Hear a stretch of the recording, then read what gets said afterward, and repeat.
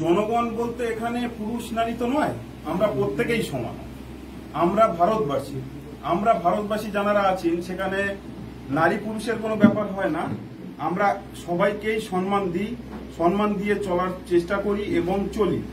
আমরা প্রত্যেককেই একটা কথা বলবো, এই যে নারী এবং পুরুষ শক্তি সবাইকেই একত্রিত হয়ে এই যে হারমত বাহিনী তৃণমূলের এবং বিজেপির এই যে সাম্প্রদায়িক যে দলটা, আমরা এই দুটো দলকে বসিরহাট থেকে উৎখাত করব এবং তার জন্য প্রত্যেকটা শক্তিই আমাদের প্রয়োজন।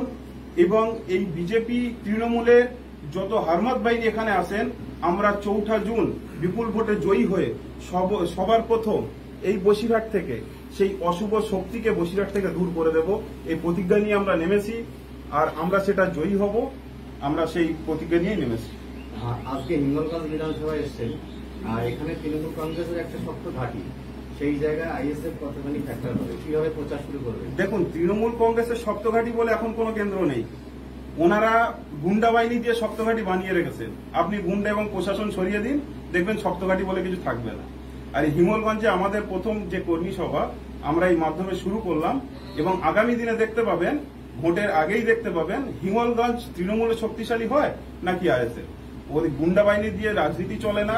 রাজনীতি হচ্ছে মানব সেবা যারা করতে পারে না তাদের আমি মনে করি রাজনীতিতে না আসাই উচিত।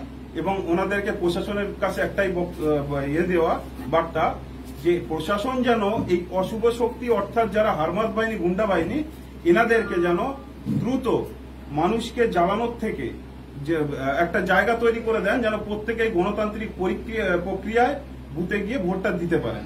লোকসভায় কি বার্তা নিয়ে যাচ্ছেন এলাকার মানুষদের কাছে? লোকসভার বার্তা আমাদের একটাই বার্তা, আমরা গরিব অসহায় মানুষের পাশে দাঁড়ানোর জন্য এসেছি, বঞ্চিত নিপীড়িত মানুষের পাশে থাকার জন্য এসেছি। আর আমাদের আদিবাসী, সংখ্যালঘু, সংখ্যাগুরু প্রত্যেকেই ধর্ম বর্ণ নির্বিশেষে আমরা একটা জায়গা তৈরি করতে চাইছি এবং সমাজ পরিবর্তন।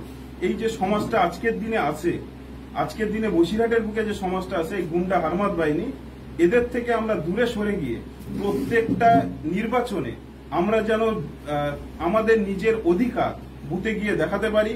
আমরা আইএসএফ 4 জুন আমরা জয়ী হওয়ার পরেও পরবর্তী ইলেকশন যেটা হবে, আমরা নিজেরা প্রত্যেকটা মানুষকে সুবিধা করে দেব যে প্রত্যেক ইলেকশনে আমরা প্রত্যেকেই একত্রিতভাবে ভোটটা দিতে যাব। যারা আটকাবেন, যে দলেরই হোক না কেন, আমরা তাদেরকে আটকানোর জন্য এগিয়ে যাব এবং প্রত্যেকটা জনগণকে বাড়ি থেকে বেরিয়ে এসে বুথে যাওয়ার জন্য আহ্বান করব। সর্বশেষ প্রশ্ন, এলাকাবাসী বা বসিরহাট লোকসভা কেন্দ্রে যে সমস্ত ভোটার আছে তাদের উদ্দেশ্যে কি বার্তা দেবেন? তাদের উদ্দেশ্যে একটাই বার্তা দেওয়ার আমার, যত বসিরহাটবাসী আছেন আপনারা সবাই এগিয়ে আসুন, আমাদের হাত শক্ত করুন। আইএসএফ পারে আপনাদের সাথে পাশে থাকতে। আপনারা তো পর দেখে এসছেন, এখান দিয়ে লোকসভা নির্বাচনে এমপি করে আপনারা নিজেরা পাঠিয়েছেন।